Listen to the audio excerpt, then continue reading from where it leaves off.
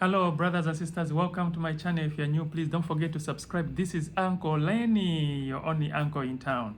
So, guys, yes, time has passed. I just wanted to reconnect back with my fans, but today I just wanted to talk to a topic. I mean, sometimes I don't want to shy away on the things that is happening around the globe. So I'm gonna take you back to the motherland, guys. I mean, this is so much important that there's no way I can just put a blind eye the fact that it's happening in our own land. No wonder that's the reason why Uncle Lenny find time this evening to just to try to digest on the issues that is happening on the motherland. So let's talk about xenophobia that is happening in South Africa, guys. I mean, we have been the champion of talking about Ubuntu. We have been the champion talking about unity or one Africa. But look at the division, look the killing, look the confusion that has been caused in South Africa. No wonder that's the reason why Uncle Lenny said, there's no way I can just keep quiet on a most important topic like this one, or on the matter that is happening like this one. That's the reason why we want to talk about it. So guys, I have been following up the news about xenophobia in South Africa. I have seen how foreigners are being treated in South Africa. But let me take you back a little bit, just in case, for my viewers that don't know what this xenophobia is, or the history a little bit about this country called South Africa. You know, South Africa lies on the bottom, on the southern part of Africa. And actually this country was colonized by the British. So it so happened that most of the leaders were actually kept in other countries. Mentioned a few: Zambia, Mozambique, and of course Nigeria. These are countries that have played a bigger role for South Africa to get independence. I remember when we were young that we could see South Africans being kept in the street of Lusaka. So it's a shame to see that 20 years down on the road, when this country attain their independence, they are able to mistreat their fellow brothers and sisters. I was so touched when I saw this pregnant woman who was turned down to go to one of the hospitals to give birth because these South Africans, they says these are foreigners and they have to return home. But I want you to know that this topic, this issue is deeper than more than what we can even expect.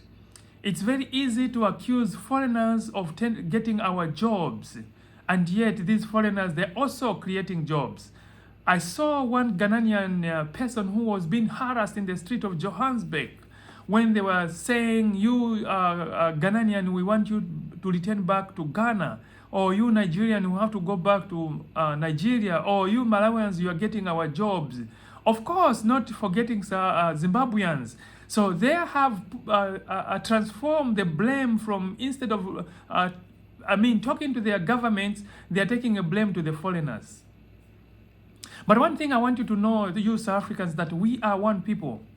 Regardless, those borders were just given to us by the white settlers that came to Africa.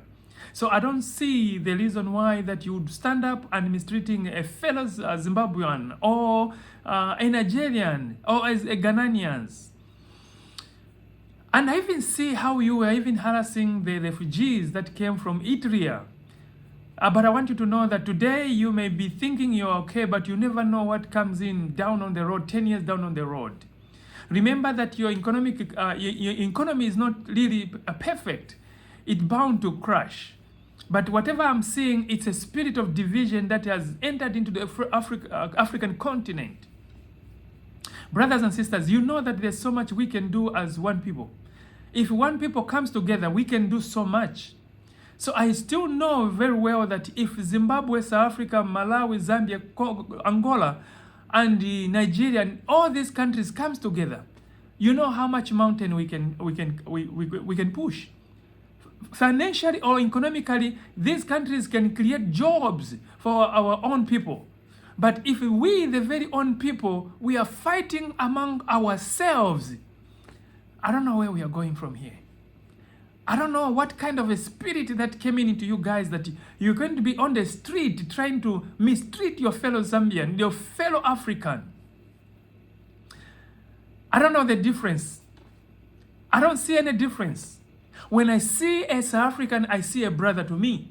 When I see a sister from Ghana, I see a sister from Ghana. When I see a Nigerian, I see a brother from Nigeria. So I wonder why. I can't just comprehend what has come into the mind of South Africans. That you guys, you'll be going on the street, burning cars, burning shops, killing innocent people, or in the form that they are getting your jobs. Remember that there's a vast land in South Africa. Africa has got a land. Africa has got sunlight. Africa has rivers. If you people will just come together as one people, Africa can be a continent that can feed the entire world. Africa can economically stand on itself because Africa has got minerals. Africa has got sunlight. No wonder people are laughing at us. That look at the Africans, they are fighting within themselves. What a shame, guys. What a shame. Shame, shame, shame, shame, shame. It's a shame to see that we, our fellow Africans, we are killing each other like this. You are harassing people on the street all because you're thinking they are getting your jobs. I like the question that we are posed to you South Africans from one of your own leaders who said, when you chase these Nigerians, when you chase these Ghanaians, do you come back tomorrow and give us a report to say, how many jobs have you created?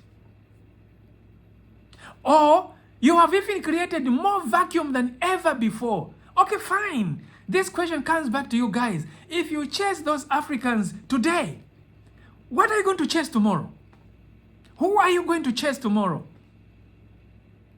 Apartheid was a movement that was not only fought for only South Africans.